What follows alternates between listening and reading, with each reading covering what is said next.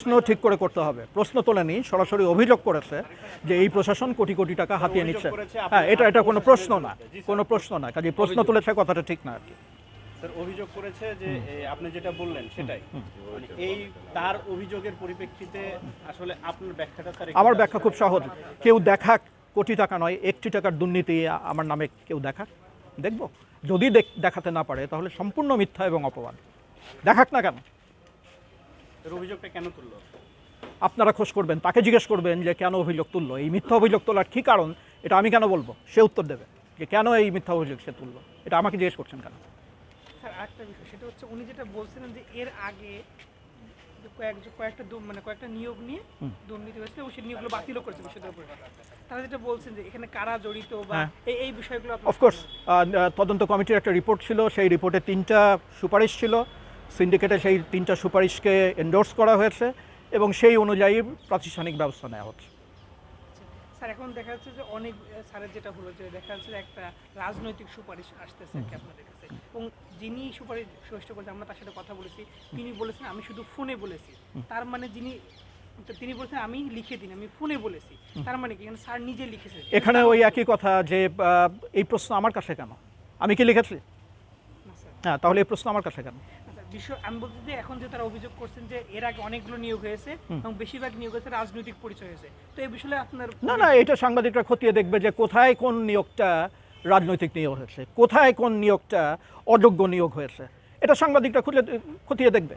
আমি যখন বোর্ডে ছিলাম, আমি যেখানে বোর্ডে ছিলাম সেখানে যোগ্যতা ছাড়া আর কোনো জায়গায় আমি ফোকাস করিনি।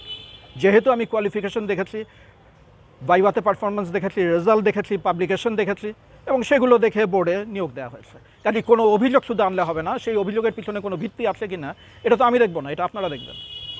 স্যার আরেকটি বিষয় বলি, আমি একটু প্রশ্নটা শেষ করি। বিষয়টা হচ্ছে স্যার, আমরা বিশ্ববিদ্যালয়ে অনেক শিক্ষার্থী এবং বিভিন্ন সামাজিক সংগঠনের যারা রয়েছে তাদের সাথে কথা হয়েছে, তারা কিছু কিছু অভিযোগ তুলছে, যেমন নিয়োগের অভিযোগটা, যারা স্যার ডিপার্টমেন্টে হয়তো একদম প্রথম, অনার্সে প্রত্যেকটা বর্ষে প্রথম, মাস্টার্সে প্রথম, তারা স্যার পরীক্ষা এসে তারা উত্তীর্ণ হতে পারেনি, এটা একটা বিষয়। এবং তারা বলছে যে তারা সবসময় মানে শিক্ষানবিশ থাকা অবস্থাতে সবসময় ডিপার্টমেন্টের টপার ছিল, সেখানে এসে তারা পরীক্ষার মান নিয়ে প্রশ্ন তুলেছে। স্যার পরীক্ষার মান নিয়ে একটু স্যার শেষ করি, মান নিয়ে প্রশ্ন তুলেছে। এবং গতকালকের যে বিষয়, কোনো রাজনৈতিক দলকে বা কোনো রাজনৈতিকভাবে সুবিধা দেওয়া হচ্ছে এমন স্যার অভিযোগ তুলেছে। অভিযোগ তো হাজার হাজার অভিযোগ। বিশ্ববিদ্যালয়ের প্রবাবলি বহু বছরের ইতিহাসে স্বচ্ছতম উপায়ে যোগ্যতম প্রার্থী নির্বাচন হচ্ছে। কারো যদি সৎসাহস থাকে তাহলে তারা খতিয়ে দেখতে পারে যে এখন যারা নির্বাচিত হচ্ছে তাদের একাডেমিক কোয়ালিফিকেশন কী, তাদের পাবলিকেশন রেকর্ড কী, তাদের ডিগ্রির কী অবস্থা এবং এর আগে যেগুলো নিয়োগপ্রাপ্ত হয়েছে সেগুলোর কী অবস্থা। এটা তুলনা করা মোটেই কঠিন না, সমস্ত ডকুমেন্ট ওপেন। সেগুলো দেখে তারা একটা সিদ্ধান্তে আসতেই পারে, কিন্তু বিবেক থাকতে হবে এবং শুধু অভিযোগ তুললে তো হবে না, দেখাতে হবে যে ঠিক কোন জায়গায়, কোন প্রক্রিয়ায়, কোথায় অসুবিধা হয়েছে। অভিযোগ যে কেউ যে কোনো জায়গায় করতে পারে, কিন্তু দায়িত্বশীল মানুষ এরকম ঢালাও অভিযোগ করে না।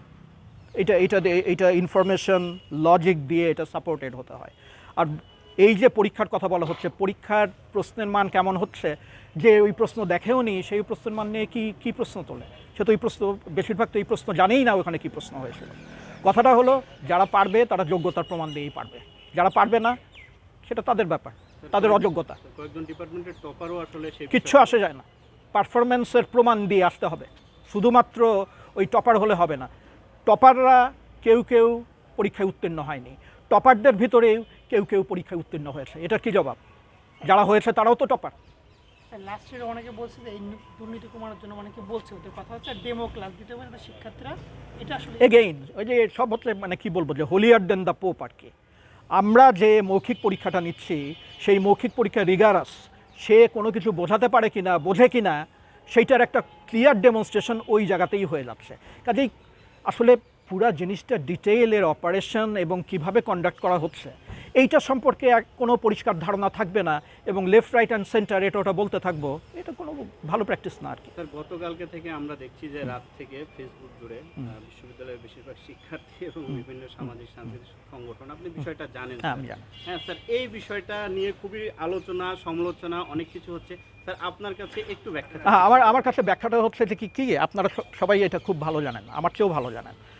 আমাদের কাছে তদবির, সুপারিশ ইত্যাদি ইত্যাদি নিয়ে সাংবাদিকরা আসে, শিক্ষকরা আসেন, রাজনীতিবিদরা আসেন, কর্মচারী কর্মকর্তার বৃন্দরা আসে, বিভিন্ন ছাত্র সংগঠন থেকে আসে, এবং এখন যারা একটা করছে যে এই দেশে যেন কোনো সময় তদবির বা এরকম এগুলো ছিল না, আল্লাহই জানে যে তারা আসলে কবে থেকেই তাদের চোখ কান খুলেছে আর কি। এই প্র্যাকটিস এই দেশের শত শত বছরের প্র্যাকটিস, এবং এই রাতারাতি আমি এই জিনিসটা অত্যন্ত অপছন্দ করি। আমি অপছন্দ করি বলেই কি সবাই এটা করা বন্ধ করে দেবে নাকি? ঠিক একই ধরনের ঘটনা, আমরা এগুলো এন্টারটেন করতে চাই না, এবং আমি সুস্পষ্টভাবে বলি যে বিশ্ববিদ্যালয় পরিচালনার ক্ষেত্রে পলিটিক্যাল ইন্টারফেয়ারেন্স বন্ধ করুন। এই কথা আমি মুখের উপরে অনেক রাজনৈতিক নেতাকে পরিষ্কার বলে দিয়েছি, তারা গোস্বা করেছেন, কিচ্ছু আসে যায় না, আবার করলে আমি আবার ওই একই কথা বলবো। কিন্তু বাংলাদেশের কোনো জায়গা থেকে, কোনো একটি দপ্তর থেকে তদবির আর এই সুপারিশ এই জিনিস বন্ধ হয়নি। কেউ যদি ভেবে থাকে যে এটা বন্ধ হয়ে গেছে এবং এখন আর এটা কেউ করে না, আমি তো তার সততা নিয়ে এই প্রশ্ন তুলব। কারণ যে এই প্রশ্ন তোলে, যারা এই প্রশ্ন তুলছে, আমি কিন্তু বলে দিতে পারি তাদের ভিতরেই একাধিক অংশ একটু স্যার আমার এটা দেখবেন, এটা যেন একটু হয়। তদবির এবং সুপারিশের জন্য তো তারা নিজেরাই ঘুরেছে। স্যার এক লাস্টে যে অনেকে বলছেন যে কারা কারা সুপারিশ করছে এটা নিয়ে বিষয় প্রশাসন পরিষ্কার করে। তাহলে তারা বুঝতে পারবে যে কারা কোন আদর্শ বেশি করছে, এটা আপনারা করবেন এটা কিনা? স্যার আপনারা জানাবেন না, কিনা? এটা সম্পূর্ণ ব্যক্তিগত ব্যাপার। এইখানে যারা আছে এর ভিতর থেকে যদি কেউ কোনো জায়গায় কোনো সুপারিশ নিয়ে আসে, এটা ভদ্রতারও খেলাফ। প্রথম কথা হচ্ছে এই সুপারিশকে আমরা নিরুৎসাহিত করব। আমরা ওই ধরনের কোনো সুপারিশ বা তদবির চাই না। কিন্তু করার পরে আমি ওই মাইক নিয়ে বলে বেড়াবো যে অমুকে এটা করেছে, অমুকের এর নাম হচ্ছে এই, ওই জায়গায় থাকে, এই সমস্ত প্রশ্নের ভিতরেও প্রশ্ন আছে আর কি। ঠিক আছে, থ্যাংক ইউ স্যার।